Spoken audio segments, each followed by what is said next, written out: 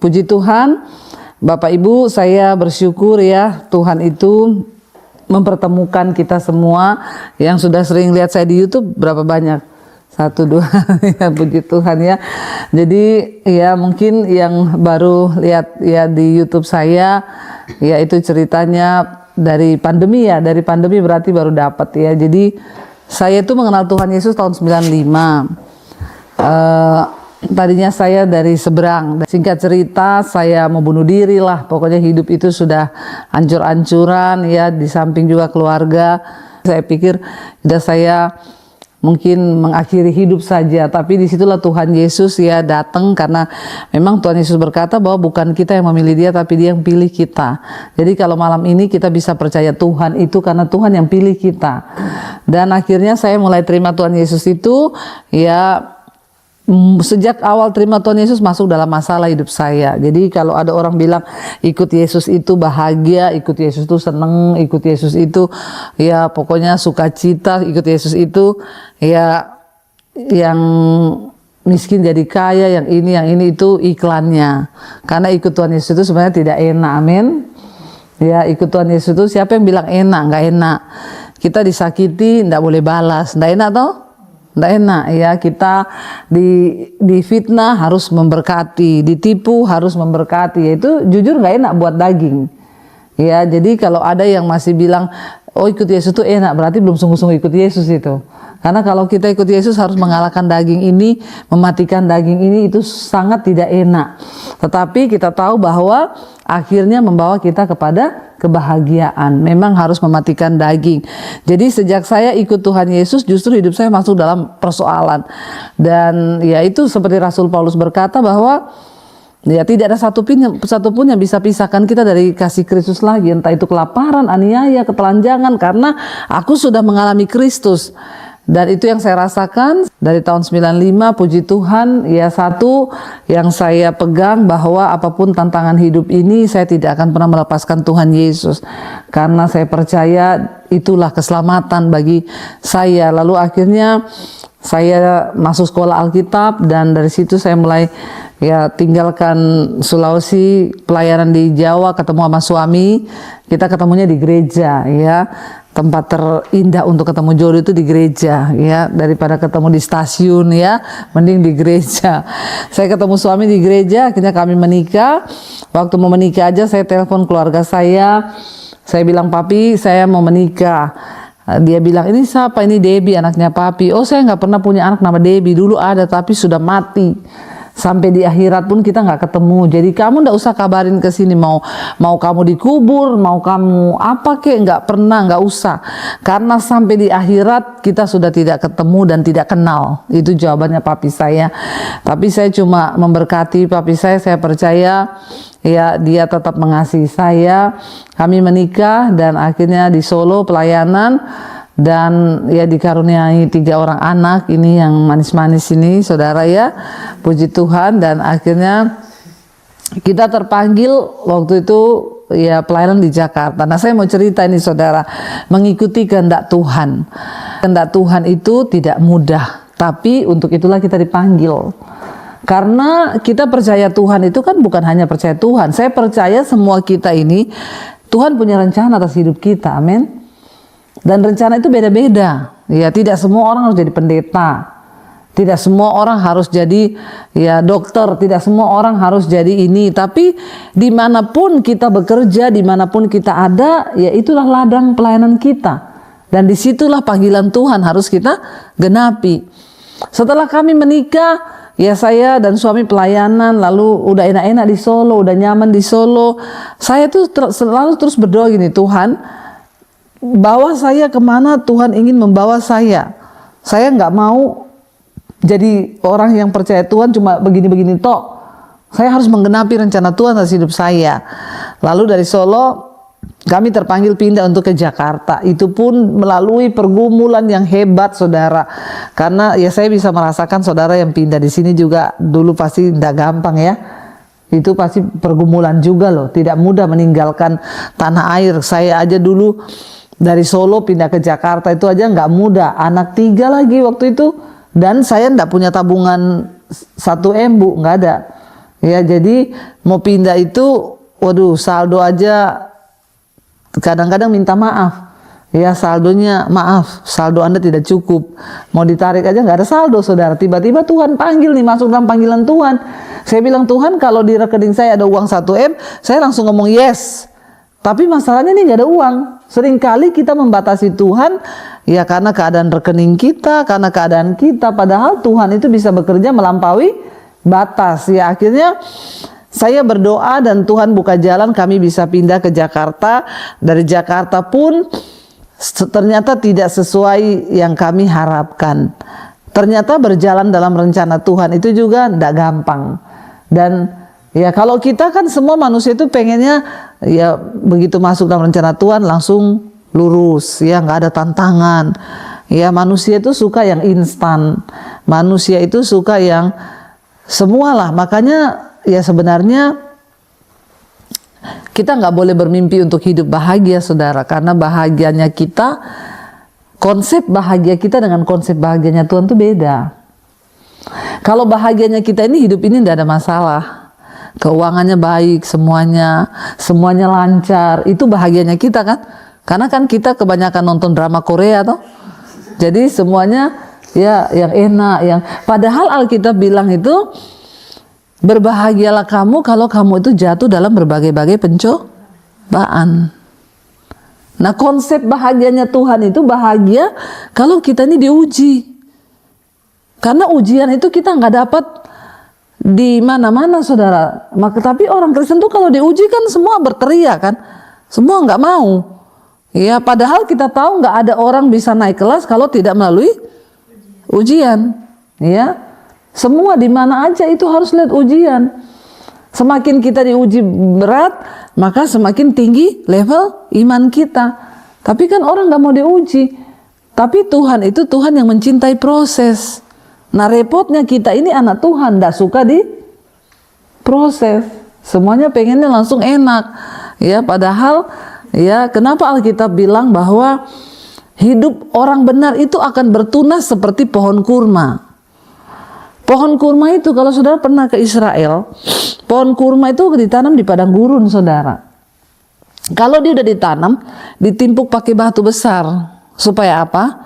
Kalau dia tumbuh, tunasnya mau ke atas nggak bisa, ada batu besar yang menghalangi. Jadi tunas ini ketekan, dia berakar ke dalam. Akarnya ini terus ke dalam bertahun-tahun, dia nggak bisa tumbuh ke atas dulu karena ada batu yang menghalangi dia tumbuh. Dia akan ke bawah terus berakar untuk cari air di bawah. Kalau dia sudah dapat air cukup, baru sudah cukup kekuatannya dia akan tumbuh ke atas, batu itu terguling, baru dia tumbuh. Kenapa Alkitab mencatat pohon kurma itu sebagai salah satu contoh dari kehidupan kita anak Tuhan? Biarlah orang benar itu bertunas seperti pohon kurma. Karena saudara akhirnya ketika pohon kurma itu tumbuh, akarnya udah kenceng di dalam.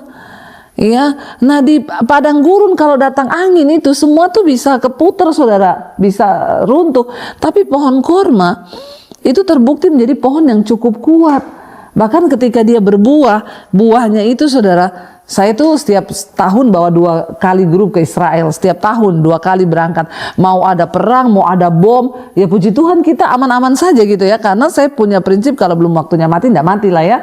Pokoknya itu aja lah, kita beriman sama Tuhan loh.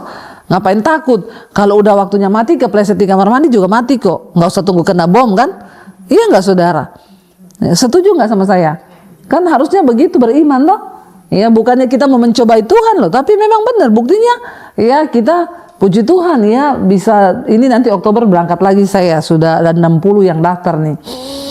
Nah pohon kurma itu kalau berbuah, saudara, saya kalau bawa grup, saya selalu bilang di hotel begitu sarapan ambil kurma. Nanti kamu kalau pusing di jalan, karena banyak jalan, kamu pusing kehilangan tenaga, makan tuh 1 kurma aja. Makan 1 kurma, cesplung langsung dapat energi baru. Kenapa Alkitab berkata kita ini harus bertunas seperti pohon kurma? Kurma itu waktu berbuah, hidupnya itu manis, jadi kekuatan buat orang lain. Amin. Selain dia berakar ke dalam kuat, hidupnya itu manis, menjadi berkat.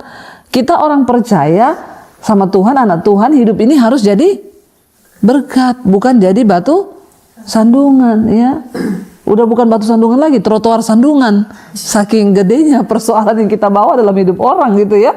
Jadi Alkitab bilang bertunas seperti pohon kurma. Pohon kurma itu berakar ke dalam lama bertahun-tahun, nggak ada yang lihat. Ya, seringkali orang kan kepengen langsung terlihat di luar nih, tunasnya apanya. Nah, karena zaman sekarang hidup media sosial nih, ya banyak pencitraan toh. Karena orang suka kepura-puraan saudara ya, tapi kita nggak usah lah ya, karena yang namanya pura-pura tuh nggak enak, pura-pura kurus nggak enak toh, pura-pura kaya nggak enak, pura-pura bahagia toh, pura-pura bahagia apalagi saudara ya, yang namanya pura-pura itu pasti nggak enak. Ya udah, hidup ini biasa aja ya, apa adanya aja gitu ya. Lalu dia berbuah manis, hidupnya jadi kekuatan buat orang. Terus pohon kurma kalau sudah mati nih pohonnya.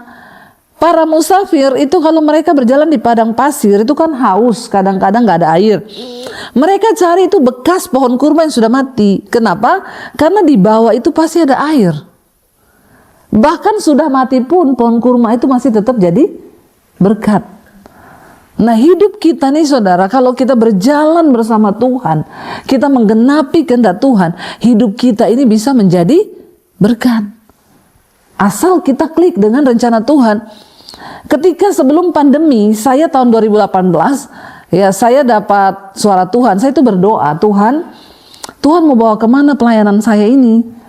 Lalu Tuhan itu ngomong begini, cepat ambil alih dunia media untuk Injil. Beritakan Injil lewat media. Karena aku akan memberkati engkau dengan tuaian bangsa-bangsa dan dengan berkat bangsa-bangsa. Saya pikir kok terlalu alay lebay ya. 2018 media. Lalu saya bilang sama suami saya itu dapat suara Tuhan begini loh. Saudara percaya nggak Tuhan itu masih bisa ngomong? Saudara percaya nggak Tuhan masih bicara sama kita? Kalau kita udah nggak percaya, udah nggak usah percaya Tuhan aja sekalian. Loh, Tuhan itu ada loh, dia hidup, dia nyata. Seperti zaman dulu dia bicara kepada hamba-hambanya, kepada nabi-nabinya, sampai hari ini pun Tuhan masih bicara loh. Dan dia mau menuntun kita. Nah, saya punya prinsip gini, saya ini melayani Tuhan, rugi kalau saya tuh nggak dengar tuntunan Tuhan, nggak dengar arahan Tuhan, kan terlalu rugi gitu. Saya bilang, Tuhan, saya mau berada di tempat di mana Tuhan berada. Aku mau bergerak bersama Tuhan karena saya tahu Tuhan itu Tuhan yang bergerak. Kita nggak bisa stuck hidup kita dengan di sini terus tanpa kita ikuti gerakannya Tuhan. Lalu ketika saya bergumul, saya puasa, saya dapat suara Tuhan itu.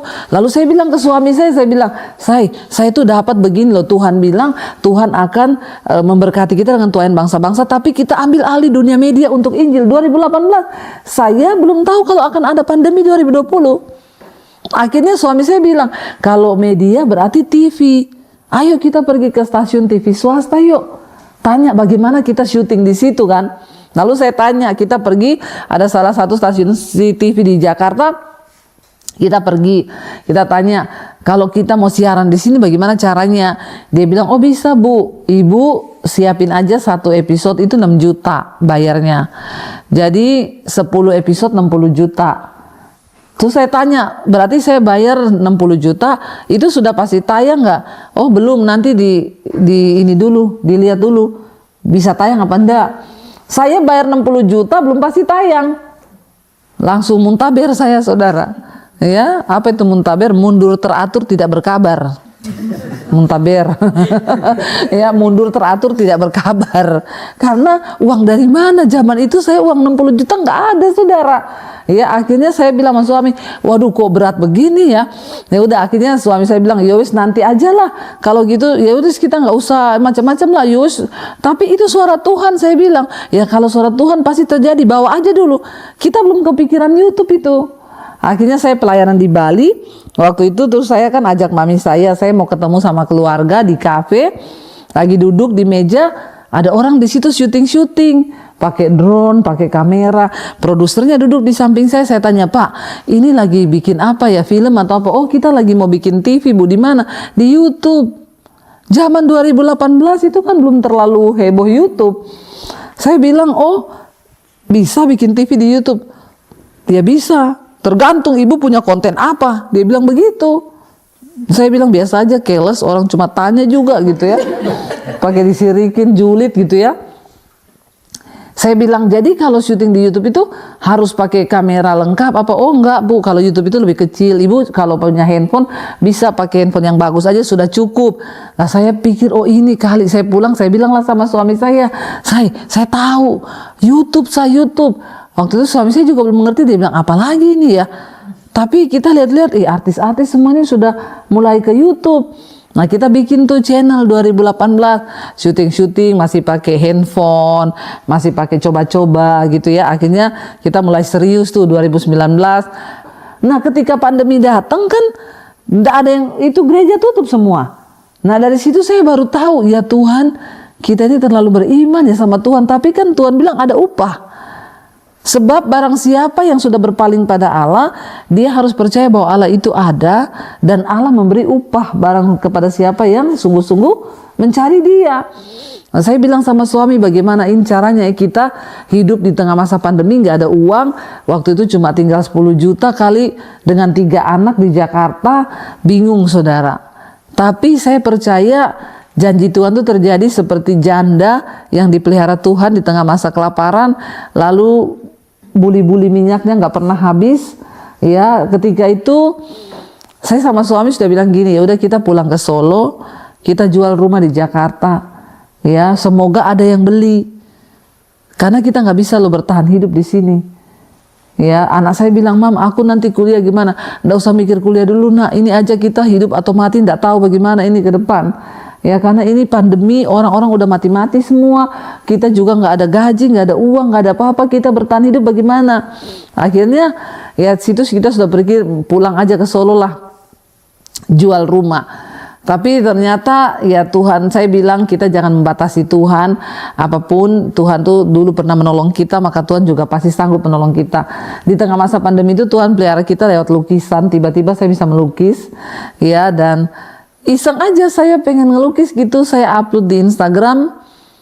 Tiba-tiba ada orang bilang, Bu itu lukisannya dijual? Enggak Bu, ini saya cuma belajar melukis. Tapi kalau saya beli boleh nggak? Ya boleh banget. Berapa? Saya juga enggak tahu ini harganya berapa. Lukisan pertama saya laku 10 juta di tengah masa pandemi. Langsung saya tuh semangat lagi melukis.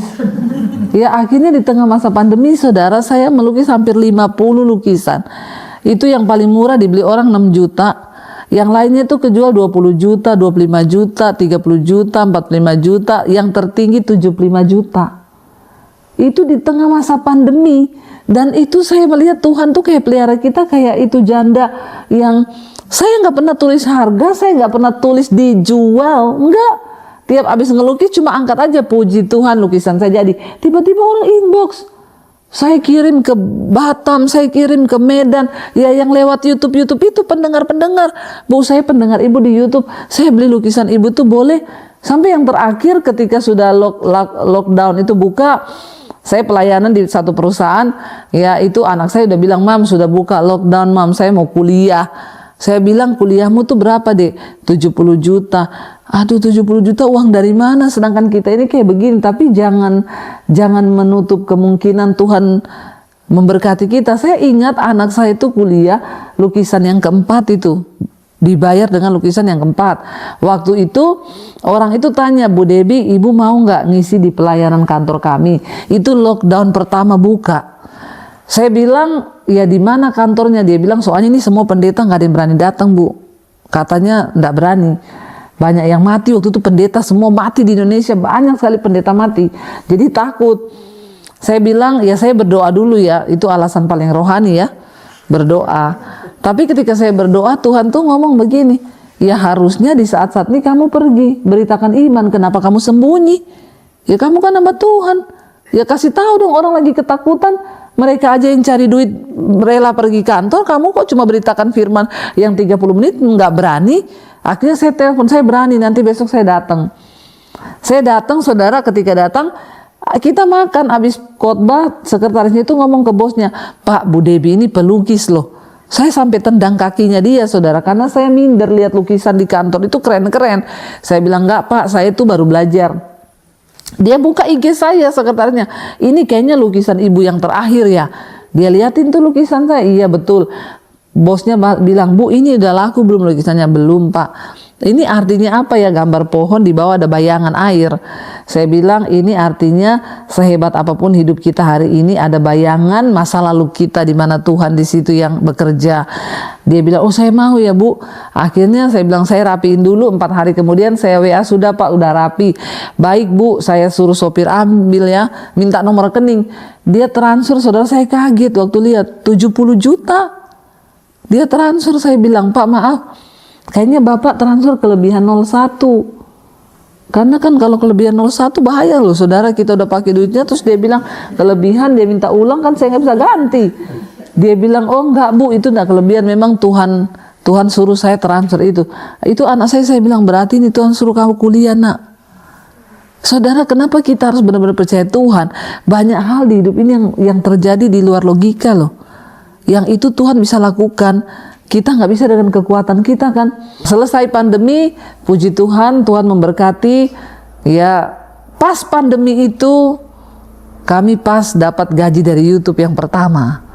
Itu sudah di ujung pengharapan, tiba-tiba dari YouTube ada pemberitahuan channel kami ya disetujui untuk bekerja sama dengan YouTube dan dikirim ya bukti transfer, nomor rekening diminta.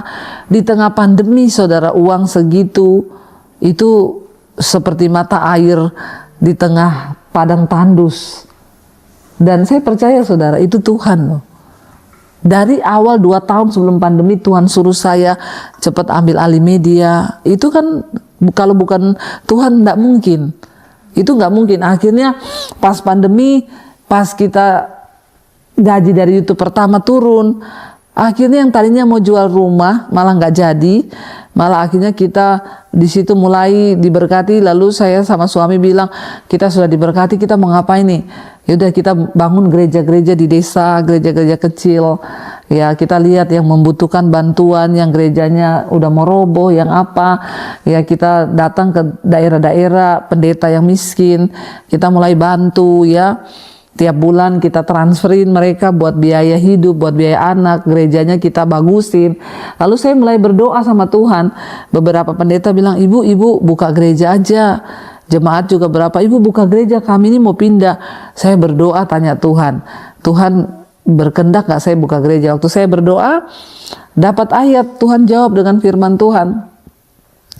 Sebab tuayan banyak tapi pekerja sedikit. Karena itu ya mintalah kepada Tuhan itu supaya dia mengirim pekerja-pekerja. Saya dapat visi itu, Tuhan bilang tuayan banyak loh tapi nggak ada pekerja. Kamu harus siapin pekerja.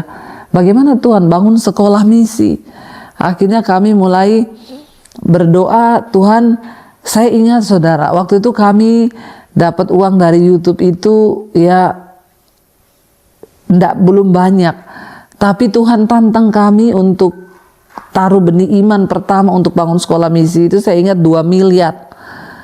Dan ya sebenarnya uang itu sangat bisa kami pakai buat beli mobil dulu, beli apa dulu, ya beli rumah dulu. Tapi Tuhan tantang di situ, berani nggak kamu bangun sekolah misi, sekolahkan orang-orang dari desa yang tidak mampu, nggak punya uang, jadikan mereka hamba Tuhan, para penuai. Jadi itu sekolah gratis untuk calon hamba-hamba Tuhan. Waktu itu berat tapi kami bergumul, oke Tuhan kami jalan. Jalan saudara, ketika sudah dapat tanah, dikasih gambar, uang saya pikir bangun itu 2 miliar cukup. Ternyata ketika selesai gambar jadi 4 miliar. Saya bilang sama suami, aduh uang dari mana ini? Kita cuma punya 2M. Tapi nah tadinya saya bilang sama suami, gampang lah nanti kita umumin aja di YouTube. Kalau saya siaran nanti saya bilang, saudara kita udah bangun sekolah, nomor rekeningnya ini ya. Tiba-tiba ketika suami saya tanya, saya ini nomor yang mau taruh yang mana? Saya berdoa, Tuhan tegur saya, karena dari awal kami pelayanan di YouTube, kami sudah komitmen tidak taruh nomor rekening di layar YouTube. Kami tidak mau merekayasa Tuhan dalam hal uang. Nanti kalau Tuhan mau memberkati itu dari mana aja bisa lah. Nah waktu itu hampir tergoda. Tapi ketika saya berdoa, Tuhan tuh ngomong begini, ya silakan taruh nomormu itu di YouTube. Tapi aku tidak ikut bekerja loh. Karena kamu seperti Daud yang mencoba menghitung kekuatan pasukannya. Padahal dia tahu bahwa dia menang bukan karena pasukannya, tapi karena kuasaku. Kamu nggak punya cukup kekuatan, tapi mungkin kamu akan dapat uang lebih, ya, dengan kamu mempermanis apalah segala macam. Tapi bukan itu yang Tuhan mau. Akhirnya kami tidak jadi taruh nomor itu. Terus gimana ya, kita berserah. Saudara, tiba-tiba hari itu pemborongnya bilang, Bu, bulan depan kita letakkan batu pertama, Ibu bawa uang 400 juta dulu ya. Kita bilang, oh ada kan 2M sudah kita sisihkan. Ada oke. Saya bilang sama suami, di tangan saya ini ada uang cash. Ada uang cash, berapa waktu itu kan 400 juta, ada uang cash 150 juta. Iya, 150 juta nanti kita bawalah, berarti nanti kita ambil di bank sisanya. Tiba-tiba saudara, 2 hari sebelum berangkat ke sekolah, ada ibu-ibu telepon, Bu, saya ini dari Kelapa Gading, saya ini bikin es krim, saya ini jemaat ibu, saya boleh nggak ke rumah ibu minta alamat, saya mau antar es krim buat ibu. Saya nggak kenal orang itu saudara, saya kasih alamat, dia datang bawa es krim, terus dia bilang, Bu, Tuhan suruh saya loh, saya mau bawa ini buat ibu, ini ada uang 50 juta. Saya nggak tahu ibu butuh untuk apa, tapi Tuhan suruh saya bawa. Oh iya Bu, besok memang saya mau ke sekolah misi. Ya udah, ini saya persembahkan juga untuk sekolah misi ya. Iya, berarti kan udah 200. Berarti kurang 200. Saya bilang sama suami, besok kita mampir ke bank. Sehari sebelum berangkat ke sekolah ada orang telepon, Bu, saya mau ketemu Bu Dewi, boleh nggak? Saya ini dari Kanada. Saya ini disuruh Tuhan loh. Ketemu ibu sudah dari 3 bulan lalu, tapi saya nggak bisa ketemu. Lalu akhirnya saya bilang, Pak, saya mau ke sekolah misi, nggak bisa. Tolong Bu, sebelum itu sempatkan, di mana ibu tinggal, saya datang deh. Di kopi, di mana apa. Yaudah, saya kasih alamat di Starbucks dekat tempat tinggal kita. Datang saudara, dia bilang, Bu, saya ini mau ketemu ibu dari 3 bulan lalu. Saya ini sebenarnya disuruh Tuhan bawa uang 400 juta. Tapi karena saya nggak ketemu ibu, saya sudah sumbang untuk bangun gereja di Papua, untuk ini kurang 200. Terus saya bilang, Pak, saya itu memang besok mau ke sekolah, itu pemborong minta 400, ini tapi udah ada 200, kurang 200. Dia bilang, iya Bu, bener, iya memang bener kurangnya 200. Itu memang buat jatahnya gereja yang Bapak sumbang itu memang. Saudara, saya itu nangis ya, terus Tuhan tuh bilang gini, kalau kamu udah taruh nomor rekening di layar, kamu tidak akan melihat loh perkara-perkara ini terjadi. Ya, seringkali kalau kita mengandalkan kekuatan kita tidak akan lihat campur tangan Tuhan. Akhirnya pembangunan dimulai, 4 miliar lebih selesai pembangunan saudara, cuma dalam waktu 6 bulan. Sekolah itu berdiri, puji Tuhan sekarang sudah masuk angkatan keempat. Ya, yang kemarin masuk 40 siswa, yang lalu-lalu 30, lulusan-lulusan yang sebelumnya sudah ditempatkan di pedalaman Kalimantan. Mereka udah jadi guru agama Kristen, udah buka perintisan gereja, dan lain sebagainya. Apa yang mau saya sampaikan hari ini saudara, bahwa ya nanti kita share ya, kalau ada juga yang mau tanya, ada yang mau bersaksi, boleh ya, kita sama-sama sama-sama saling share lah bagaimana Tuhan tuh bekerja. Tapi saya pengen baca, yuk kita buka bersama di dalam Ibrani 11 ayat 6. Ini penting banget saudara, Ibrani 11 ayat 6, firman Tuhan berkata di sana, tetapi Ibrani 11 ayat 6, baca sama-sama, 1, 2, 3. Tetapi tanpa iman tidak mungkin orang berkenan kepada Allah, sebab barang siapa berpaling kepada Allah, ia harus percaya bahwa Allah ada dan bahwa Allah memberi upah kepada orang yang sungguh-sungguh mencari Dia. Jadi dikatakan di sini bahwa tanpa iman nggak mungkin kita berkenan sama Tuhan. Jadi iman yang seperti apa saudara? Iman itu bukan cuma percaya, tapi iman itu segala sesuatu yang kita harapkan dan bukti dari segala sesuatu yang belum kita lihat, itulah iman. Ya, kita dituntut untuk sungguh-sungguh percaya. Loh, emang ada nggak orang yang mengaku percaya Tuhan tapi nggak beriman? Banyak. Ada masalah dikit langsung andalkan cari pertolongan di mana ya, cari uang di mana ya, pinjam siapa ya. Ya, saya dan suami kami menikah malang melintang masalah demi masalah, persoalan. Pernah anak sampai nggak ada uang beli susu kita, tapi kita punya prinsip, sesulit apapun kita kita nggak boleh pinjam uang, karena kita ini hamba Tuhan. Begitu kita pinjam uang, kita ini mempermalukan Tuhan. Dan Tuhan itu melihat iman kita loh saudara. Ketika kita sungguh-sungguh beriman, ya, dikatakan tanpa iman kita ini tidak mungkin berkenan pada Tuhan. Berkenan aja enggak loh tanpa iman, ya. Dan barang siapa sudah berpaling kepada Allah, ia harus percaya bahwa Allah ada, dan Allah itu memberi upah kepada orang yang sungguh-sungguh mencari Dia. Sayangnya banyak orang mengaku percaya Tuhan tapi tidak sungguh-sungguh mencari Tuhan. Ya, dulu pernah ada buku judulnya Pemburu Tuhan.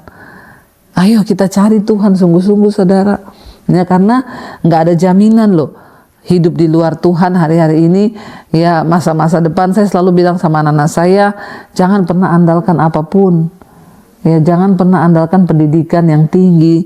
Sebab kalau kamu tidak hidup menghormati Tuhan, menghargai Tuhan, kamu nggak sungguh-sungguh cari Tuhan, percuma. Tapi bagi orang yang sungguh-sungguh mencari Tuhan, Tuhan tuh suka kasih bonus. Karena Alkitab bilang dia mau hidup kita ini berhasil dan beruntung. Ada orang kelihatan berhasil tapi tidak beruntung. Ada loh orang kelihatan berhasil. Sekolah S1, S2, S3, S7, S21 kayak Samsung tuh, semua S dia punya. Tapi hidupnya itu tidak beruntung. Kenapa? Karena keberuntungan itu cuma datang dari perkenanan Tuhan. Ya, keberuntungan itu cuma datang dari perkenanan Tuhan. Saya dengar Bu Melani bersaksi tentang beli rumah ini kemarin. Ya Bu, padahal sudah banyak yang nawar, harganya tinggi, sudah oke Bu Melani, ya sudahlah kalau belum waktunya ya udahlah, enggak apa-apa. Tiba-tiba orangnya itu cancel, padahal udah ada yang tawar, udah ada yang mau bayar, cancel. Ya, tiba-tiba malah akhirnya jatuh ke tangan Bu Melani, harganya justru lebih murah. Itu keberuntungan saudara, dan itu nggak bisa dilakukan dengan otak manusia kan. Itu dikatakan bahwa Allah itu turut bekerja bagi setiap orang yang sungguh-sungguh mengasihi dan percaya kepada Dia untuk kebaikan kita. Jadi ketika kita ini sungguh-sungguh percaya sama Tuhan, kalau saya mau bersaksi bagaimana wah kebaikan demi kebaikan Tuhan itu dalam hidup kita, ini mujizat demi mujizat itu terlalu banyak saudara. Tapi ya itulah, waktu kita bangun sekolah itu ya, orang-orang, Bu saya pabrik cat, Ibu butuh cat apa aja, hubungi pemborong saya, ini nomornya, nanti saya kirim. Bu saya ini distributor Panasonic, semua yang berbau listrik di sekolah itu saya ya yang ambil alih, ya hubungi pemborong saya. Bu saya ini pabrik kasur, Ibu butuh berapa banyak kasur, semua yang hubungi pabrik saudara. Bu terakhir udah mebel, saya bilang sama suami saya gini, puji Tuhan semua sudah terisi tinggal mebel, tapi mebel ini juga ndak murah loh, ini pasti banyak, ini sekolahnya sebesar ini. Kita sampai berpikir gini, kita beli yang buangan dari pabrik yang cacat-cacat, itu kan dijual harga murah. Ya udah, ya gitu aja ya. Saya mau pelayanan ke Malang, tiba-tiba ada orang WA, Bu Shalom Bu Debbie, saya ini pabrik furniture di Malang. Loh, Ibu kapan ke Malang? Saya ini disuruh Tuhan untuk sumbang semua furniture di sekolah Ibu. Saya sama suami bilang gini, jangan sumbang lah. Bu saya ini mau ke Malang, Ibu memang tahu saya mau pelayanan ke Malang? Enggak, saya enggak tahu. Lah kenapa Ibu tiba-tiba WA saya? Enggak tahu, saya disuruh Tuhan. Ya udah Ibu Sherlock ya, saya besok ke Malang. Dari Surabaya kita ke Malang. Waktu dia kirim Sherlock, saya ketik di Google Map, keluar pabriknya itu kecil Bu, di depan begitu kecil. Terus suami saya bilang, kasihan saya ini pabriknya kecil, jangan minta lah, kita diskon aja, bilang kasihan kalau minta banyak. Ya udah kita pergi saudara sampai sana, masuk, memang benar kantornya itu di depan kecil. Suami saya bilang, minta diskon aja. Iya Bapak Ibu begini, terima kasih Bapak Ibu udah hubungi kami, tapi kami tidak mau gratis, diskon aja ya. Jangan Bu, nanti saya dimarahi Tuhan Yesus loh, karena kita disuruh memang benar-benar kasih. Ayo kita lihat pabrik dulu ke belakang, di depan kecil saudara. Waktu kita masuk ke belakang 6 hektar, itu yang ngelas apa skrup-skrupnya robot semua Bu, di Malang Bu, itu pakai robot. Oh iya kalau gini ndak jadi diskon Pak, minta gratis aja. Itu dikirim semuanya, tapi itu di dalam hati saya tuh lihat Tuhan, ya Tuhan itu ada. Dan Benar, kalau kita taruh nomor rekening itu di layar, ya buat apa kalau Tuhan nggak bekerja? Tapi dengan begini kita bergantung dengan iman. Sehari demi sehari itu mujizat, mujizat, mujizat, mujizat. Nah, waktu sudah memulai sekolah, staf saya bilang, Bu, setiap bulan ibu harus siapin sekian ratus juta ini untuk kasih makan minimal 50 orang sama staf-staf sama semuanya loh. Saya bilang gede juga ya. Tapi kalau Tuhan yang suruh kita jalan. Akhirnya jalan saudara. Ketika jalan, orang nyumbang beras. Kita ini tidak pernah pakai proposal. Saya tidak pernah kirim apapun. Tanya Bu Melani ini ya. Kita udah kenal lama dari sebelum pandemi malah. Saya nggak pernah kirim ke Bu Melani, Bu, sekolah saya ini ya Bu, yang dibutuhkan ini. No, tidak pernah ada. Ke siapapun saya tidak pernah ngomong. Saudara, itu orang kirim beras, kirim telur, kirim tahu dari pabrik tahu, kirim tempe. Sampai kita di sekolah itu kelebihan. Kita bagi dengan panti-panti asuhan yang ada di sekeliling sekolah. Dan saya melihat tuh ya, itulah kalau saya sudah tayangkan nomor itu di YouTube, mungkin saya dapat lebih dari yang saya butuhkan. Tapi kan kita nggak lihat mujizat Tuhan begitu. Dan buat apa kita punya sekolah besar, gereja besar, kalau Tuhan udah nggak bekerja di dalam, buat apa? Tapi dengan iman, Tuhan tuh sanggup. Makanya ya Bapak Ibu ya ada di negeri orang ya memang tidak mudah, tapi saya percaya dengan iman kita pasti akan melihat mujizat demi mujizat. Saya berdoa, saya mendengar beberapa share dari teman-teman yang ada di Melbourne, Bu, di sini tuh kurang sekali gereja ya, jadi kurang sekali untuk iman. Saudara harus bertumbuh tapi dalam iman, karena itu bukan pilihan, itu keharusan. Justru tempat seperti ini, saudara jadi berkat, berdoa buat kota ini. Punya komunitas seperti ini, saudara, saling share, saling mendoakan. Ya, karena Tuhan hadir kan, Alkitab bilang, 2-3 orang berkumpul dalam nama Tuhan Yesus, Tuhan hadir di tengah kita untuk saling menguatkan kita. Kita percaya dengan iman, kita juga semakin harus lebih teguh dalam Tuhan. Kita nyanyikan lagu Bersamamu Bapa. Kami akan lewati semua dalam hidup kami, Tuhan. Engkau ada, ku lewati semua perkenananmu Tuhan, perkenananmu yang teguhkan hatiku. Engkau yang bertindak, Engkau yang bertindak, memberi pertolongan, sebab anugerahmu besar, anugerahmu besar, melimpah bagiku. Bersamamu Bapa, bersamamu Bapa, ku lewati semua. Kami minta perkenanan-Mu Tuhan, itu yang teguhkan hati dan hidup kami. Engkau yang bertindak, Engkau yang bertindak,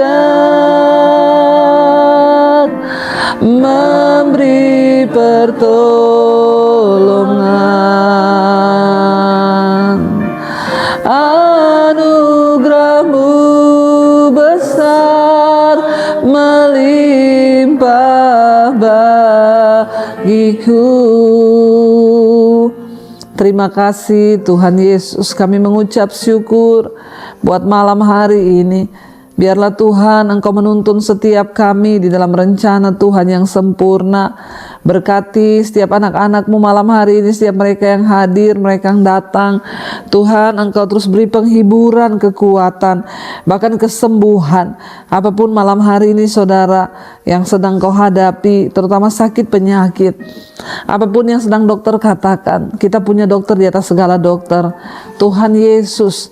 Dia sanggup melakukan segala perkara. Karena itu imani, percaya, perkatakan, aku percaya Tuhan, Engkau sanggup melakukan segala perkara. Bahkan tidak ada perkara yang mustahil. Kesembuhan Tuhan Engkau lakukan dalam hidup kami. Tuhan, hamba berdoa untuk setiap keluarga demi keluarga. Engkau memberkati Bapa. Tidak ada perkara yang mustahil bagi Tuhan. Apapun hari-hari ini yang sedang kami jalani, apapun hari-hari ini yang sedang kami hadapi dalam hidup kami hanya berserah kepada Tuhan. Kami juga percaya anak-anak kami dalam perlindungan Tuhan, anak-anak kami dalam penjagaan Tuhan. Di masa muda mereka, Tuhan tolong, Tuhan yang cengkram jiwa mereka. Kami rebut anak-anak kami untuk kemuliaan Tuhan. Kami gagalkan setiap rancangan iblis atas hidup mereka. Kami patahkan, hancurkan di dalam nama Tuhan Yesus.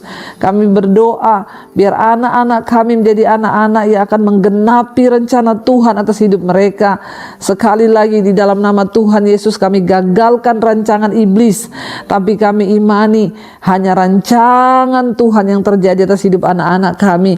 Berkati Tuhan malam hari ini dalam rumah tangga, pekerjaan, apapun yang sedang kami gumuli, Tuhan turut bekerja untuk mendatangkan kebaikan.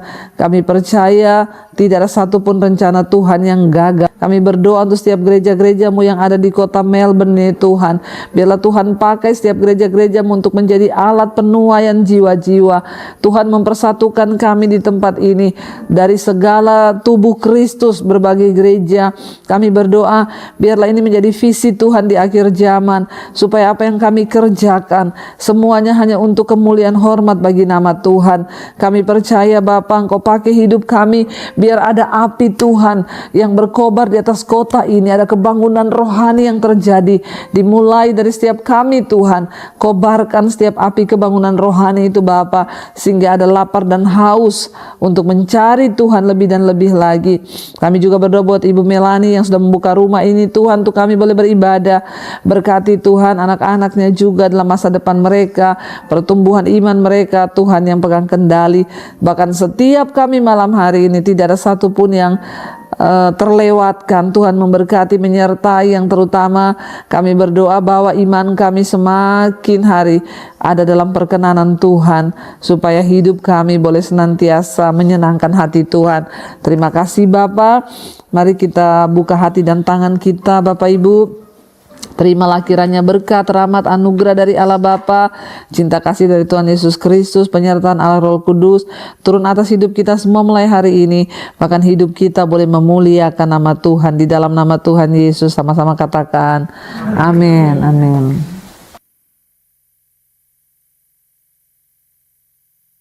Ku cinta Kau Yesus, selamanya ku menyembah-Mu. Kau yang pegang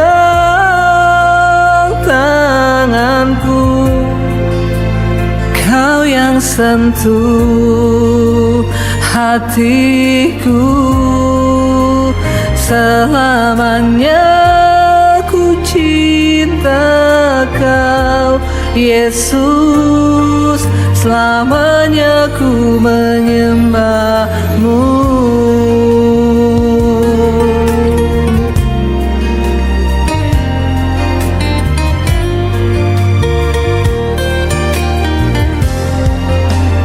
Kau yang pegang tanganku, Kau yang sentuh hatiku.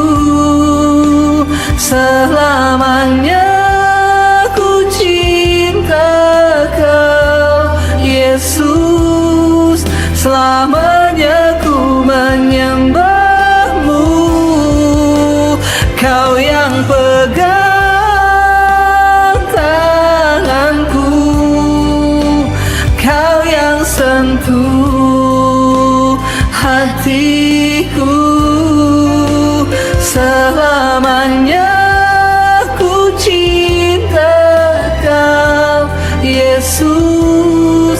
telah